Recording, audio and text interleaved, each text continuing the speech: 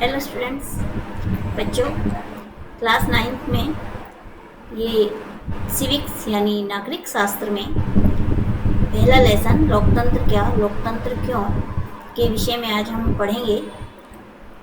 तो बच्चों इसमें सबसे पहले तो हमें यही जानना है कि लोकतंत्र होता क्या है ना। तो लोकतंत्र जनता का, जनता के लिए, जनता के द्वारा शासन ही लोकतंत्र। इस अगर हम शॉर्ट में अगर ऐसे हम कहते हैं तो इसकी आमतौर पर यही इसकी जो है परिभाषा है। अब हम किताब के अकॉर्डिंग इसमें हम परिचय पढ़ रहे हैं। तो परिचय में देखते हैं बच्चों, ये सत्य है कि आज लोकतंत्र विश्व का सर्वाधिक लोकप्रिय व्यवस्था है। ये राजनीतिक स्वतंत्रता प्रदान करती है, यद्यपि इसमें आर्थिक लोकतंत्र का अभाव होता है। लोकतंत्र से जनता के शासन का बोध होता है। इस शासन पद्धति में जनता ही सरकार का निर्माण करती है, शासन का संचालन करती है तथा सरकार जनता के प्रति उत्तरदायी होती है। लोकतंत्र दो प्रकार के होते हैं, एक प्रत्यक्ष लोकतंत्र और दूसरा होता है अप्रत्यक्ष लोकतंत्र। प्रत्यक्ष लोकतंत्र स्विट्जरलैंड में पाया जाता है, जहां जनता को कार्यकाल में ही अपने प्रतिनिधियों को वापस बुलाने का अधिकार है। लोकतंत्र की सफलता के लिए अनेक शर्तें हैं और इन शर्तों के कार्यान्वयन प्रश्न ये है कि आखिर लोकतंत्र की लोकप्रियता में क्या कारण है। लोकतंत्र की जगह अन्य प्रकार की शासन पद्धतियां आज क्यों लोकप्रिय नहीं है। फिर है लोकतंत्र क्या है। जैसे कि हमने अभी बताया बच्चों कि लोकतंत्र होता क्या है। विश्व के विभिन्न देशों में शासन व्यवस्था के अलग अलग स्वरूप देखने को मिलते हैं। कहीं लोकतंत्र, कहीं राजतंत्र, कहीं सैनिक तंत्र और कहीं साम्यवादी शासन व्यवस्था। मतलब हर पूरे जो देश में अलग अलग तरह की शासन व्यवस्था होती है। कहीं पर लोकतंत्र होता है, कहीं पर हमें सैनिक तंत्र देखने को मिलता है, तो कहीं राजतंत्र, तो कहीं जो है साम्यवादी शासन व्यवस्था। इन और हमारे भारत में बच्चों कौन सी है शासन व्यवस्था? लोकतंत्र। इन सभी में लोकतंत्र आज सबसे लोकप्रिय शासन व्यवस्था बन गया है। यद्यपि हम सच्चे अर्थों में उसी शासन व्यवस्था को लोकतंत्र कह सकते हैं जिसमें शासन का संचालन जनता के प्रतिनिधियों द्वारा किया जाता है और जनता के प्रतिनिधियों का चुनाव और स्वयं बिना किसी दबाव के स्वतंत्र रूप से करती है। इसी आधार पर विश्व के विभिन्न देशों की शासन व्यवस्था को लोकतांत्रिक और अलोकतांत्रिक श्रेणियों के अंतर्गत रखा जाता है। दोनों प्रकार की शासन व्यवस्था के अंतर को उदाहरणों द्वारा स्पष्ट किया जा सकता है। जैसे कि अभी आपको बताया भी था कि जो लोकतंत्र में जनता ही शासक को चुनती है, और वो जो शासक होता है वो जनता में से ही एक व्यक्ति होता है। ठीक है। जिन देशों में राजतंत्र है वहाँ राजा ही प्रधान होता है और जनता गौण व मौन होती है, यानी जनता उसमें चुप रहती है। जनता का उस पर अपना मन मर्जी उसमें कुछ नहीं चला सकती, जो कुछ करती है वो राजा ही करता है। शासन वंशानुगत चलता है और राजा की मृत्यु के बाद उसका बेटा या भाई उसका ही शासक बनता है, दूसरा और कोई नहीं बनता। नेपाल में सन 2006 में पहले इसी प्रकार की शासन व्यवस्था थी, परंतु वर्तमान में वहाँ लोकतंत्र की स्थापना हुई है। सन 2008 में पूर्व पाकिस्तान में सैनिक तंत्र था, परंतु 2008 में पाकिस्तान में राष्ट्रपति के पद पर आसिफ अली जरदारी और प्रधानमंत्री के पद पर यूसुफ रजा गिलानी स्थापित होने के बाद पाकिस्तान में लोकतांत्रिक शासन व्यवस्था की श्रेणी में आ गया था। आज पाक में इमरान खान के नेतृत्व में लोकतांत्रिक सरकार बनी है, जो खस्ता हाल पाक की अर्थव्यवस्था को सुधारने की पुरजोर कोशिश कर रही है। यानी अब जो है पाकिस्तान में किसकी सरकार है? इमरान खान की। आज पाकिस्तान की जो स्थिति है वो बहुत ही गंभीर स्थिति है, यानी खस्ता हालत में है। चीन की साम्यवादी सरकार को भी लोकतांत्रिक श्रेणी में ही नहीं रखा जा सकता, क्योंकि वहाँ कम्युनिस्ट पार्टी का अधिनायक तत्व है। वहाँ कम्युनिस्ट पार्टी को ही सरकार बन सकती है। यद्यपि चीन में चुनाव भी होते हैं, परंतु कम्युनिस्ट पार्टी का ही उस पर पूर्ण नियंत्रण होता है। कम्युनिस्ट पार्टी के सदस्यों में से ही जनता को चुनने का मौका दिया जाता है। चीन साम्यवादी शासन में पूर्व विश्व की दूसरी बड़ी अर्थव्यवस्था और महाशक्ति बन गया है। यानी साम्यवादी शासन व्यवस्था है। चीन में कौन सी शासन व्यवस्था है? साम्यवादी शासन व्यवस्था। तो ब्रिटेन में भारत की शासन व्यवस्था को लोकतांत्रिक कहते हैं, क्योंकि इन देशों में जनता के प्रतिनिधि शासन करते हैं। इन प्रतिनिधियों के निर्वाचन के लिए निर्वाचन होते हैं। निर्वाचन वैश्विक मताधिकार के आधार पर होते हैं। जिस शासन व्यवस्था में जनता की भागीदारी होती है उसे लोकतांत्रिक, एवं जनता की भागीदारी नहीं होती है तो अलोकतांत्रिक। मतलब जहाँ पर जनता की भागीदारी होती है वहाँ पर लोकतांत्रिक शासन व्यवस्था है, और जहाँ पर जनता की भागीदारी नहीं होती है वो अलोकतांत्रिक शासन व्यवस्था कहलाती है। फिर आता है इसकी जो सरल परिभाषा है लोकतंत्र की, वो क्या है? लोकतांत्रिक शासन प्रणाली में संप्रभुता जनता में ही निहित रहती है। लोकतंत्र में जनता ही सरकारों को बनाती है और गिराती है। उसके ही मत से विधायिका के सदस्य चुने जाते हैं। लोकतंत्र में इस राजनीतिक और आर्थिक स्वतंत्रता तो पाई जाती है, लेकिन इसमें अभी आर्थिक लोकतंत्र का अभाव दृष्टिगोचर होता है। यद्यपि दक्षिण अफ्रीका जैसे देशों में संविधान में जन सुरक्षा के उपाय किए गए हैं, मौजूद भारत में के संविधान में भी नीति निर्देशक तत्वों के माध्यम से ऐसा प्रयास किया जा रहा है जिससे आर्थिक लोकतंत्र बहाल हो सके। लोकतंत्र की सार्थकता तभी है जब वह समता और अवसर की प्राप्ति में निहित हो। अमेरिकी राष्ट्रपति अब्राहम लिंकन ने लोकतंत्र की परिभाषा देते हुए कहा है कि लोकतंत्र जनता का, जनता द्वारा और जनता के लिए ही शासन है। प्रथम विश्व, ये बच्चों एक कोटेशन के रूप में हम लिख सकते हैं कि अमेरिकी के राष्ट्रपति अब्राहम लिंकन ने लोकतंत्र की क्या परिभाषा दी। इसको एक कोटेशन के रूप में हम लिख सकते हैं, जिसके कि एक्स्ट्रा मार्क्स में मिलते हैं। प्रथम विश्व युद्ध के बाद से एक आदर्श व्यवस्था के रूप में लोकतंत्र की लोकप्रियता की लहर फैल गई। प्रथम विश्व युद्ध के समय स्पष्ट रूप से यह घोषणा की गई कि विश्व में लोकतंत्र की रक्षा के लिए ही यह युद्ध लड़ा जा रहा है। सन 1921 में लॉर्ड बायस ने की एक पुस्तक मॉडर्न डेमोक्रेसी प्रकाशित हुई, जिसमें ब्राइस ने अपना मत व्यक्त किया और उन्होंने लिखा कि 70 वर्ष पूर्व लोकतंत्र शब्द नापसंद था और दहशत से भरा था। अब इस शब्द का गुणगान किया जा रहा है। यानी 70 वर्ष पहले किसी भी देश में लोकतंत्र शासन व्यवस्था नहीं थी, लोग इससे जो है दहशत खाते थे, लेकिन आज विश्व में जो है अधिकतर देशों में लोकतांत्रिक शासन व्यवस्था है।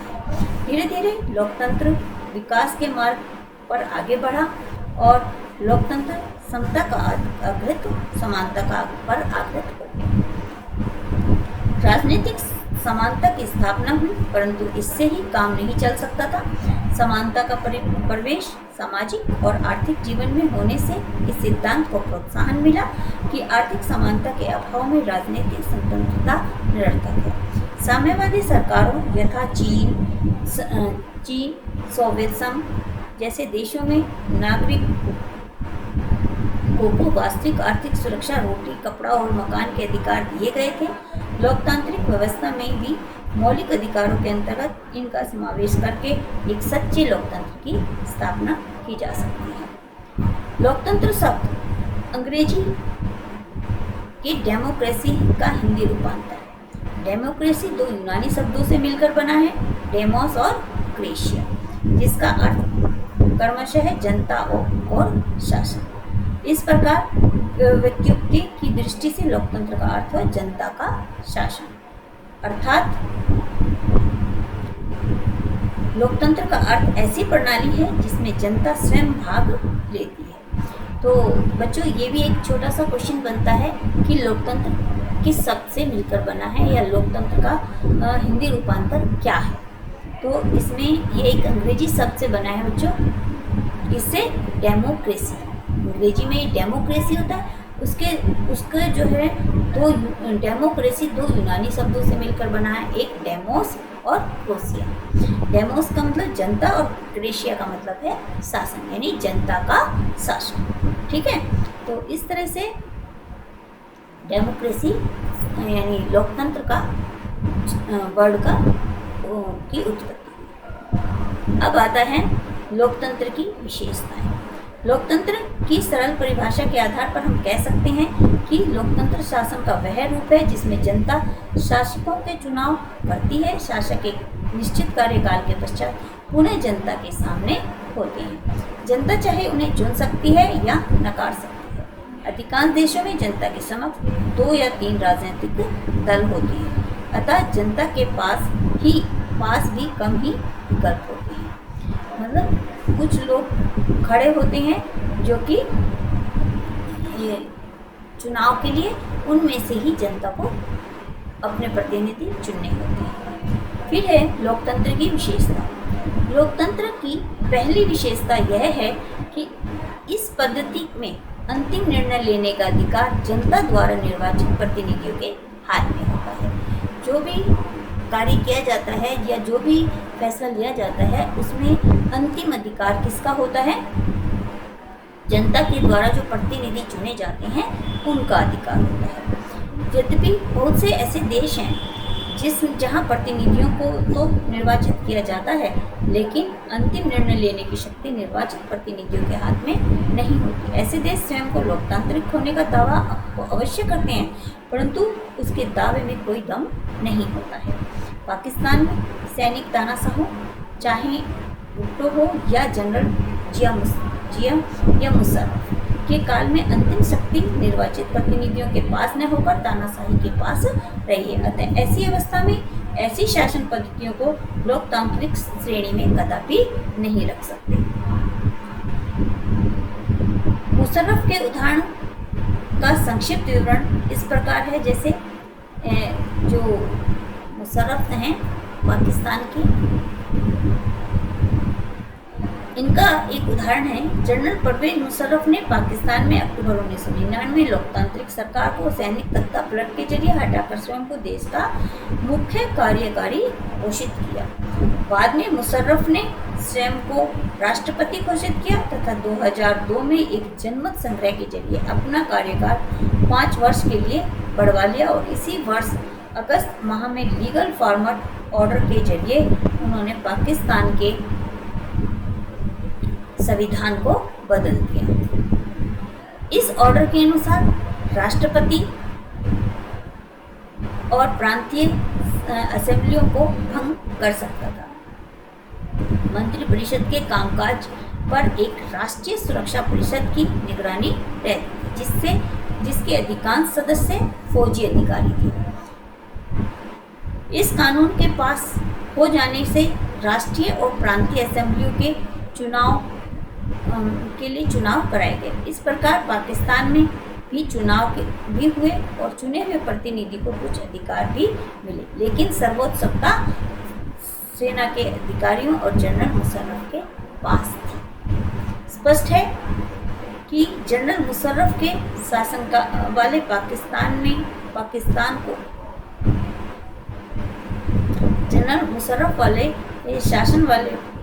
शासन वाले पाकिस्तान को लोकतंत्र न कहने के कई ठोस कारण हैं। यानी जब मुशर्रफ का शासनकाल था तो उस समय काल को जो है हम लोकतांत्रिक शासन व्यवस्था पाकिस्तान में नहीं कह सकते और इसके कई कारण हैं बच्चों। लेकिन यहाँ केवल एक ही कारण पर हम चर्चा करते हैं। हम कह सकते हैं कि पाकिस्तान के लोगों ने अपने शासकों का चुनाव किया। हम ऐसा नहीं कह सकते। राष्ट्रीय और प्रांतीय असेंबलियों के लिए लोगों ने अपने प्रतिनिधियों का चुनाव किया, लेकिन चुने हुए प्रतिनिधि वास्तविक शासक नहीं थे। वे अंतिम फैसला नहीं कर सकते थे। अंतिम फैसला लेने का अधिकार जनरल मुशर्रफ के हाथ में। मतलब जो जनता के द्वारा प्रतिनिधि चुने जाते थे उसको जो है अंतिम फैसला लेने का अधिकार नहीं था। अंतिम फैसला लेने का अधिकार मुशर्रफ यानी जो राष्ट्रपति थे उन्हें था, सॉरी जनरल मुशर्रफ को था, जो सेना के अधिकारी थे, जो जनता द्वारा नहीं चुने गए थे। ऐसा तानाशाही और राजशाही वाली अनेक शासन व्यवस्थाओं में होता है। फिर लोकतंत्र की है दूसरी व्यवस्था। ये तो पहली व्यवस्था थी, पहली विशेषता थी। अब है दूसरी, इसका निष्पक्ष और स्वतंत्र निर्वाचन पर आधारित। कई ऐसे देश हैं जहां निर्वाचन की प्रणाली तो अपनाई जाती है परंतु उसमें जन भागीदारी नहीं होती। केवल साम्यवादी विचारधारा और पार्टी के लोग ही चुनाव लड़ सकते हैं और चुने जा सकते हैं। इसका उद्देश्य पूंजीवादी खुली अर्थव्यवस्था को लाने से रोकना है। ब्रिटेन के पूर्व सोवियत संघ में भी निर्वाचन वैसा ही करते हैं, परंतु साम्यवादी दल के अधिनायकत्व के कारण सिर्फ साम्यवादी दल के सदस्य अथवा साम्यवादी दल के समर्थक ही निर्वाचन में भाग लेते थे। भारत वर्तमान में चीन में भी यही व्यवस्था है। चीन की संसद, जिसे कवांगुओ रेमबिम दाई बियाओ दुआई राष्ट्रीय संसद कहते थे, कि ये प्रति 5 वर्ष बाद नियमित रूप से चुनाव होते हैं। देश का राष्ट्रपति नियुक्त करने का अधिकार संसद को ही है। इसमें पूरे चीन में करीब 3000 सदस्य आते हैं। कुछ सदस्यों का चुनाव सेना भी करती है, परंतु निर्वाचन में भाग लेने के लिए उम्मीदवारों को चुनाव चीन के साम्यवादी दल से स्वीकृति प्राप्त करनी पड़ती है। इसके परिणाम स्वरूप चीन में साम्यवादी दल के समर्थक उम्मीदवार ही चुनाव में निर्वाचन में खड़े होते हैं तथा हमेशा साम्यवादी दल को ही सरकार गठित होती है। इस प्रकार सन 1930 में आज़ाद होने के बाद मेक्सिको में हर 6 वर्ष के बाद राष्ट्रपति चुनाव चुनने के लिए निर्वाचन प्रक्रिया अपनाई जाती है। देश में कभी भी फौजी शासन और तानाशाही नहीं आई, लेकिन वर्ष 2000 तक हर निर्वाचन में PRI नाम की एक पार्टी को ही जीत मिलती थी। इसकी ही सरकार बनी थी। निर्वाचन का अर्थ सिर्फ निर्वाचन की व्यवस्था कर देना ही नहीं, अब बल्कि निर्वाचन में स्वतंत्रता पूर्वक राजनीतिक विकल्पों के बीच चयन करने का अवसर भी दिया जाना चाहिए। यानी जो चुनाव होते हैं उसमें केवल यही उसकी व्यवस्था करना ही मुख्य उद्देश्य नहीं होता।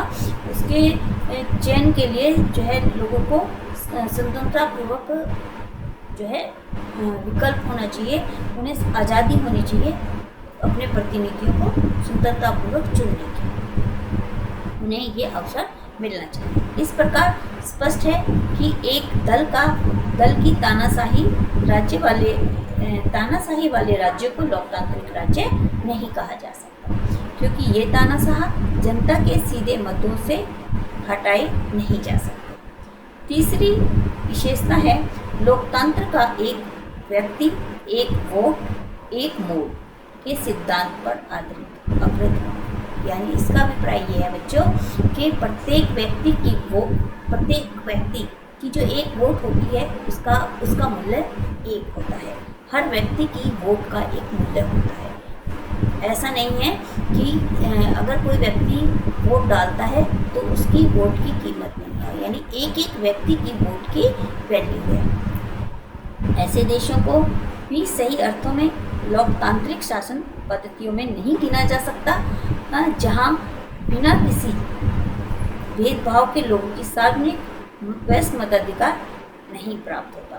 मतलब उन लोगों को उन देशों को लोकतांत्रिक शासन व्यवस्था में नहीं चुना जाता जिन्हें जो है चुनाव का अधिकार नहीं होता।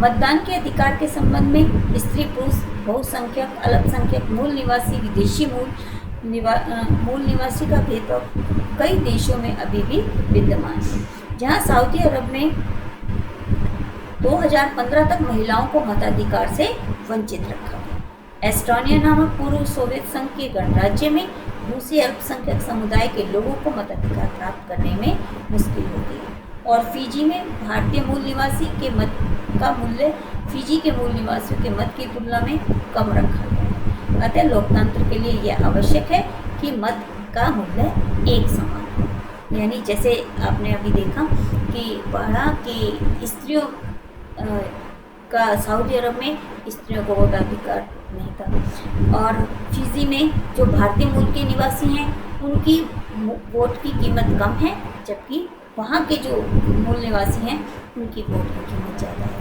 तो लोकतंत्र में ऐसा नहीं होता। लोकतंत्र में जो है सबकी वोट की कीमत सब बराबर होती है। फिर है लोकतंत्र की अंतिम लेकिन सबसे महत्वपूर्ण विशेषता, इसमें विधि के शासन और नागरिक अधिकारों को संरक्षण प्राप्त रहता है। तांत्रिक शासन व्यवस्था में नागरिकों को कुछ मौलिक अधिकार प्रदान किए जाते हैं एवं उनके संरक्षण की भी व्यवस्था की जाती है। इसमें विचार और अभिव्यक्ति की स्वतंत्रता, संघ अथवा संगठन बनाने की स्वतंत्रता, राजनीतिक गतिविधियों में सहभागिता की स्वतंत्रता, कानून की दृष्टि में सभी को समानता का अधिकार, अवसर की समानता आदि मुख्य अधिकार हैं। इनके संरक्षण के लिए लोकतांत्रिक शासन में स्वतंत्र न्यायपालिका की व्यवस्था की जाती है। जैसे अनुच्छेद 32 के तहत भारत की न्यायपालिका को मौलिक अधिकारों का संरक्षण कहा गया है। सरकार को भी संवैधानिक कानूनों के अनुसार ही आचरण करना पड़ता है। निर्वाचित सरकार को भी मनमाने ढंग से कानून बनाने एवं अपना कार्य करने का अधिकार नहीं होता है। निर्वाचित सरकारें अपने क्रियाकलापों में के लिए जनता के प्रति उत्तरदायी होती है। सबसे अधिक इस बात के लिए सचेत रहना पड़ता है कि नागरिक मतदान के समय अपने मताधिकार का सही ढंग से प्रयोग कर सके एवं निर्वाचन में उसकी पसंद के प्रतिनिधि निर्वाचित हो सके। साथ ही निर्वाचन में गलत तरीके नहीं अपनाए जा सके। अधिकांश लोकतांत्रिक सरकारें ऐसे ही प्रयत्न करती हैं।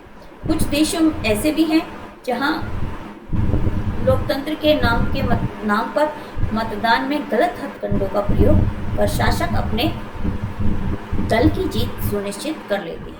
अपने देश में ऐसे आरोप विपक्षी दल लगाते रहते हैं और चुनाव में धांधली हुई या सत्ता के विकर्णों ने चुनाव को प्रभावित किया। इसे किसी लोकतांत्रिक राज्य के उदाहरण से स्पष्ट किया जा सकता है। जिम्बाब्वे के उदाहरण के रूप में लिया जा सकता है कि सन 1980 में अल्पसंख्यक के गोरों के शासन से मुक्ति मिली एवं जिम्बाब्वे लोकतांत्रिक राज्य बना। जिम्बाब्वे अफ्रीकी नेशनल यूनियन देशभक्त मोर्चा जानू पीएफ के नेता रॉबर्ट मुगाबे को देश का प्रधानमंत्री नियुक्त किया गया। मुगाबे ने तब से वर्ष 2017 तक देश के शासन की बागडोर संभाले रखी।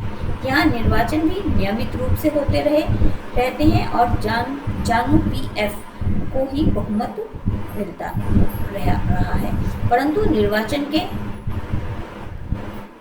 संपन्न होने मात्र में ही लोकतंत्र राज्य की शर्तें पूरी नहीं हो जाती।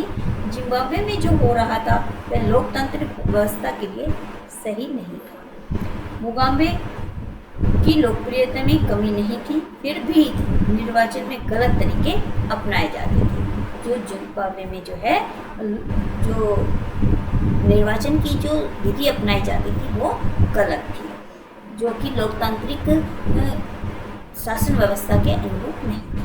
मुगाबे सरकार ने कई बार संविधान में बदलाव करके राष्ट्रपति अधिकारों में वृद्धि की थी और उसकी जवाबदेही को कम किया। सरकार के विरोधियों को कुचला जाता था तथा मीडिया की स्वतंत्रता पर अंकुश था। सरकार न्यायपालिका में भी भयभीत नहीं थी। वह ऐसी अदालती फैसलों से नहीं डरती थी जो उसके विरुद्ध होते थे। उसने जजों पर भी दबाव डाला। 2017 में मुगाबे को राष्ट्रपति पद से हटा दिया गया था। इससे स्पष्ट है कि लोकतांत्रिक नेता भी तानाशाही हो सकती है। ठीक है, तो ये हमारी क्या थी बच्चों, लोकतंत्र की विशेषताएं। अब आता है परिभाषाओं का सारांश।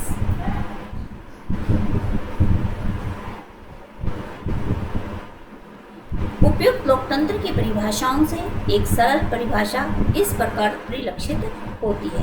लोकतंत्र सरकार एक ऐसा रूप है जिसमें शासकों का चुनाव लोग करते हैं, परंतु जब तक हम इसके कुछ प्रमुख शब्दों के बारे में स्पष्ट न हो जाए, इसकी परिभाषा पर्याप्त नहीं है। जैसे कि लोगों द्वारा चुने गए शासक ही हमारे प्रमुख फैसले करते हैं। चुनाव लोगों के लिए निष्पक्ष अवसर और इतने विकल्प उपलब्ध कराता है कि वे चाहें तो शासक को बदल सकते हैं। ये विकल्प एवं अवसर सभी लोगों को समान रूप से उपलब्ध हैं। इस चुनाव से बनी सरकार संविधान द्वारा तय आधारभूत कानूनों और नागरिक अधिकारों के दायरों को मानते हुए कार्य करती है। फिर है लोकतंत्र ही क्यों? एब्सोल्यूट पावर करप्ट्स एब्सोल्यूटली से अभिप्राय यह है कि लोकतंत्र में शक्ति जनता के हाथों में रहती है। जहां वह एक कार्यकाल के पश्चात अपने शासकों को बदल सकती है। शासकों से भी इसका भय रहता है, लेकिन जहां लोकतंत्र व्यवस्था के बावजूद शासक तानाशाह रवैया अपना लेते हैं, तो एक प्रकार से लोकतंत्र की हत्या कर देते हैं। जैसा पाक के सैनिक तानाशाही और रॉबर्ट मुगाबे ने किया, जहां साम्यवादी शासन व्यवस्था में साम्यवादी पार्टी की ही शासन होता है। अतः कई बार अत्यधिक अधिकार पाकर भी तानाशाही बने में शासक भ्रष्ट हो जाते हैं, जैसा पूर्वी साम्यवादी शासक हो गए हैं। लोकतंत्र तभी सार्थक हो सकता है जब उसमें नागरिकों को सच्चे अधिकार प्राप्त हो, जनता अपनी मर्जी से शासक बदल सके तथा न्यायपालिका जनता में अपना दायित्व संवैधानिक प्रावधानों के अनुसार निभाए। तो बच्चों, आज की वीडियो यहीं तक। इससे आगे हम अगली वीडियो में बताएंगे।